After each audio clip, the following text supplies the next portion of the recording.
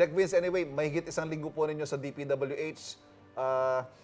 Meron ba kayo mga discoveries na talagang nagulantang kayo at mga balak nyong gawin para ayusin? Unang masasabi ko, no, sa tagal-tagal ko na sa gobyerno, in and out of government, no, ngayon lang ako nakakita ng ayensyang ganito kagulo. Talagang hindi ko maintindihan kung ano ang sistema, ano ang proseso. Talagang napaka-overwhelming talaga. No? Pero tama po yung sinabi ni Doc, no, na talagang it needs to be systemic change. Hindi to kaso lang dito, kaso doon, managot dito, magtanggal tayo.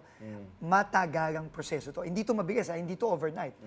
Kasi dekada na to eh. Dekada na itong nag-evolve yung sistema dyan. Pero dahan-dahan, kailangan nating ayusin ang sistema. Kaya nga nung Sunday, nakipag-meeting po ako sa dalawang dating DPWH Secretary.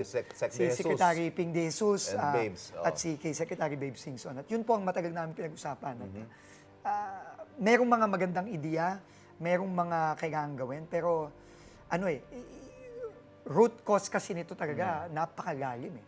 No? So kailangan dahan-dahan tayong maglalagay ng mga konting mga pagbabago with the hopes na hopefully yung mga pagbabago natin sa mga sistema, sa struktura, sa mga proseso, hopefully will ensure na hindi na ito mauulit. Kasi grabe talaga, Ivan, grabe. The fact na 2 previous secretaries are now advising Secretary Dizon, pero hindi ho talaga sapat yung isang termino lang no, na it takes much longer than 1 presidential term to fix a problem this serious. Wait!